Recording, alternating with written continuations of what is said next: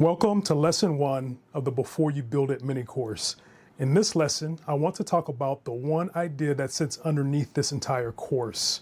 And that idea is this: most construction projects do not fail during construction, they fail before construction ever begins. Now, I know that may sound strong because when most people think about construction problems, they usually think about what happens after the work starts. They think about contractors not showing up, budgets going over, projects taking longer than expected, change orders, poor communication, workmanship issues, delays, stress, and all of those things can happen during construction. But in many cases, those problems are not actually the starting point. They are symptoms. The real problems usually started much earlier, before the first wall was opened, before the first material was ordered, before the contract was signed, before the contractor was even selected. A lot of project problems begin when the owner moves forward without enough clarity, structure, or preparation. That is why this lesson matters. Because if you can understand where projects really start going wrong, you can begin protecting yourself much earlier. Most property owners believe the project starts when the contractor shows up, but that is not really true. Your project starts the moment you begin making decisions. The moment you say, we should build an ADU, we should remodel the house, we should add more space, we should finally fix this property, we should rebuild, we should improve this investment property. That is when the project really begins, because from that moment forward, you start making decisions that shape everything else. You start thinking about what you want, what it may cost. You start talking to people.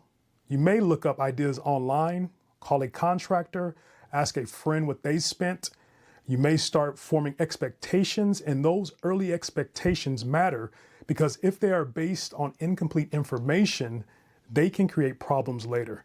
For example, if you hear that someone built something similar for $150,000, you may emotionally anchor to that number. But maybe their project had a different scope, a different city, a different finish level, different property condition, a different timeline, a different contractor, a different set of utility requirements. So now you are using someone else's number as the foundation for your project. And that can create stress later when your real project starts pricing differently. That is why construction starts before construction. It starts with the assumptions you carry into the process. Now let's talk about why projects really go wrong. Most owners want to believe that if they just hire the right contractor, everything will be okay. And listen, hiring the right contractor is very, very important. A good contractor matters a lot, but even a good contractor can struggle inside a poorly defined project. If the scope is unclear, if the contractor has to make assumptions, if the budget is unrealistic, the contractor is walking into tension. If the owner has not made key decisions, the schedule may be affected. If the contract is vague, expectations may not match. If communication is not defined, updates become inconsistent. So sometimes the problem is not only the person, sometimes the problem is the process. Good people can still struggle inside a weak process. That is why this course is not just about hiring better people, it's about creating a better project structure before the people start building. Because when the structure is weak, the project becomes reactive, and reactive projects usually become more stressful. Here is what the common owner path looks like. The owner has an idea, they get excited, they start looking at photos, they talk to family or friends, then they call contractors. They ask, can you come look at my project and give me a price? The contractors come out, they walk the property, they ask a few questions, then the owner receives bids. One bid is low, one bid is middle, one bid is high. Now the owner is confused.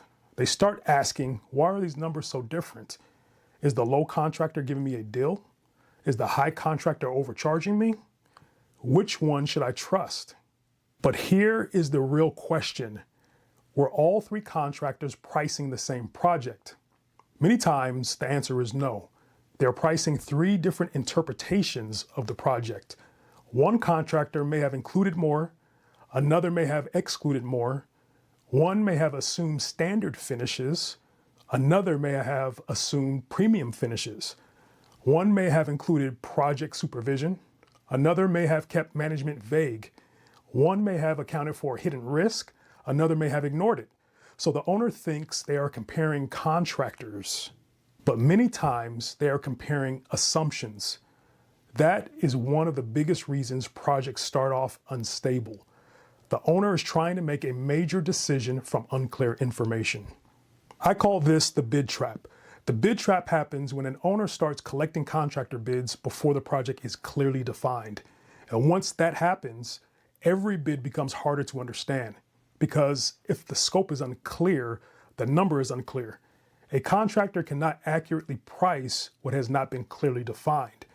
They can guess, they can estimate, they can give a range, they can provide an early opinion, but if the project is still vague, the price will carry assumptions, and assumptions are where budget drift begins.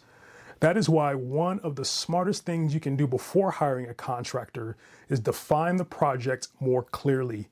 Not perfectly, but clearly enough that contractors are pricing the same basic scope, the same goals, same expectations, the same finish level, same known conditions, owner responsibilities, the same exclusions and assumptions.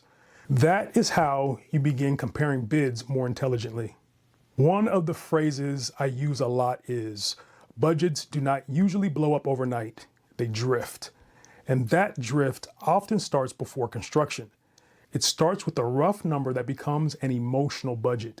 It starts with a scope that is not fully defined, with finish levels that are not clarified, with excluded items that the owner did not notice. It starts with allowances that are too low and with assumptions that are not documented. Then construction begins, and all those little unclear areas start turning into decisions. The owner chooses better flooring, then upgrades cabinets, then realizes appliances were not included, then finds out permit fees were separate, then discovers the electrical panel needs work. Then a hidden condition appears.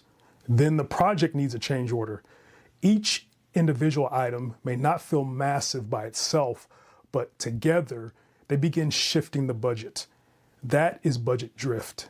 And once the project is moving, it becomes harder emotionally to slow down and regain control. That is why the best time to protect the budget is before construction begins. Here is the big principle I want you to remember.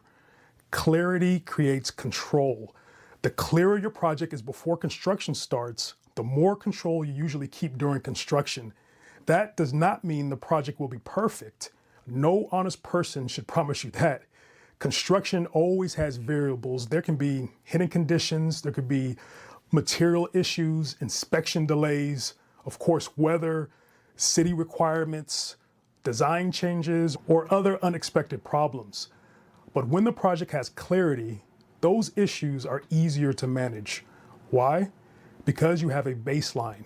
You know the original scope, you know the budget structure, you know the decision process, what is included, what is excluded, how change orders are handled. You know who is responsible for what. Without that structure, every issue feels personal and chaotic. With that structure, problems become decisions. That is a completely different experience. Now, I want to make something clear. This course is not about turning you into a contractor. You do not need to know every technical detail. You don't need to manage every trade or understand every building code. You don't need to become an architect, engineer, designer, or project manager overnight. But as the property owner, you do need to become informed enough to protect your interests.